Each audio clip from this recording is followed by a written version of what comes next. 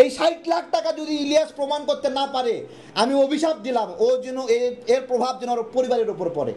আমার ফ্যামিলি ক্ষতিগ্রস্ত হয়েছে এই প্রভাব। আমার আত্মীয় স্বজন সবাই বলে আমি অনেক টাকার মালিক হয়ে গেছি। ওর পরিবার, ওর সন্তান, ওর স্ত্রী যেন আল্লাহ ওদের উপরে এই বিচার করে। ওই 60 লাখ টাকার আমরা কষ্ট করে খেতে খাই, আম বিক্রি করি, সারাক্ষণ মানুষ আমাদেরকে খোটা দেয়, আম আম তারেক আম তারেক।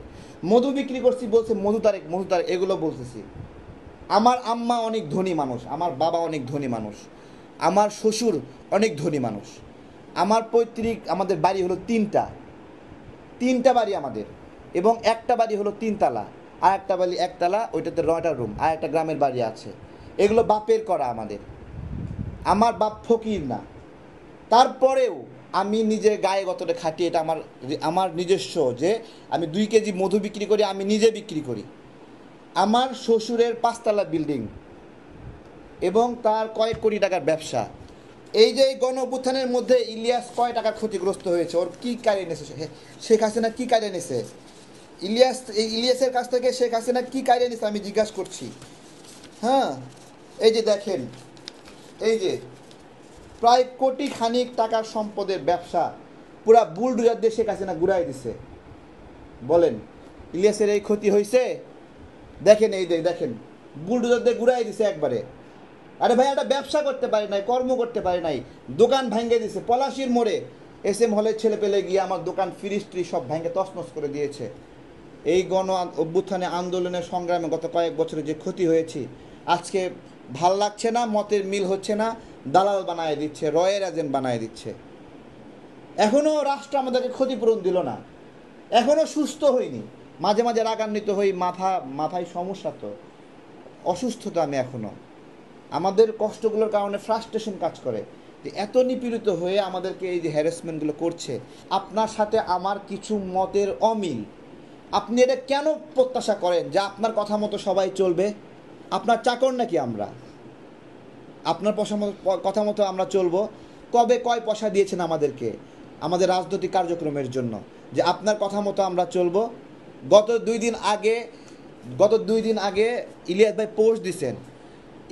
পোস্ট দিছেন যে আমাদের দলের কর্মী সাধনা মহালাপুর তার জামিনের জন্য আমি 60 লাখ টাকা নিছি।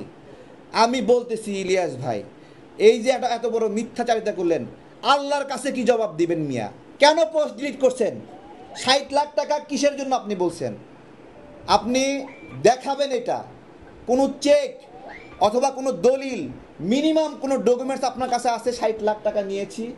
আমার দলের নেত্রী 11টা মামলা শেখ হাসিনার সময়ে হয়রানির শিকার হয়েছে, ফ্যাসিবাদের সময়ে নিপীড়নের শিকার আমার দলের কর্মী।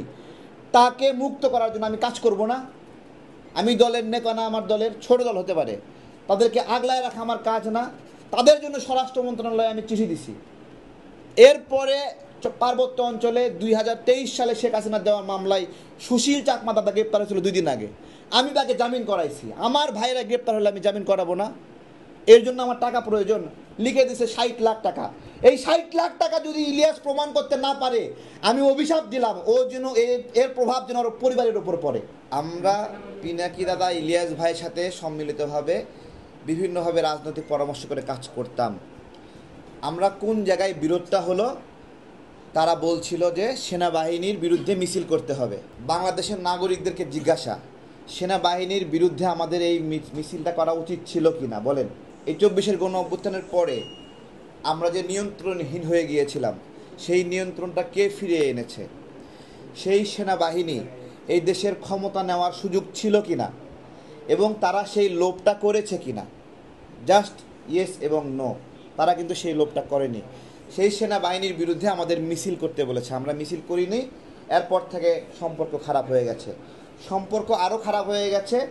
ইলিয়াস ভাইকে জিজ্ঞাসা করেছিলাম লাইভের মধ্যে, আপনি এবং পিনাকি দাদা একসাথে কি সেনাবাহিনীর বিরুদ্ধে প্রোগ্রাম দিয়েছেন? পিনাকি দাদা দেখলাম যে তার ফেসবুক পোস্টে দিছে ইলিয়াস এবং পিনাকি যৌথভাবে সেনাবাহিনীর বিরুদ্ধে মিছিল দিছে। আপনি কি এটা দিয়েছিলেন? ইলিয়াস ভাই বলতেছে না, আমি এটা দেই নাই। তাহলে পিনাকি দাদার কথাটা মিথ্যা হয়ে গেল। এইটাতে ভিডিওটা ভাইরাল হওয়াতে আমার ওপরে পিনাকি দাদা এবং ইলিয়াস ভাই রাগ করছে। ইলিয়াস ভাই গতকালকে আমাকে আবার পোস্ট করছে, বিকাশুর রহমান তারেকের আম পার্টি থেকে সবাই বের হয়ে যাচ্ছে, এখন কি হবে? তারাকে সাথে 2.5 জোন পোলাপান ছাড়া কেউ নাই, তারেকের বহিষ্কারের প্রক্রিয়া চলছে। আপনারা যে চেষ্টাটা করেছেন পিনাকি দাদা এবং ইলিয়াস ভাই, যে আপনাদের গ্রিপের মধ্যে আমাদের সংগঠনটাকে রাখবেন, এই রাইখা বিভিন্ন জায়গায় মব সৃষ্টি করাবেন। সিপিবির অফিস ভাঙতে বলছিলেন, সিপিবির অফিস ভাঙতে বইলা ওইদিকে আবার সিপিবিকে কেন খবর দিয়েছেন বলেন? সিপিবির প্রিন্সরে ওইদিকে খবর দিয়েছে তারেকরা এখানে অফিস দখল করতে আসবে, আর আমাদেরকে বলছে যে অফিস দখল করো। ওই দিন জাতিসংঘের মহাসচিব আসছে বাংলাদেশে, বলেন ওই দিন ইলিয়াস এবং পিনাকির কথা শুই না সিপিবির অফিসে আমরা হামলা করা ঠিক হইতো? বিশ্বের কাছে বাংলাদেশের বার্তা ভালো যায় তো?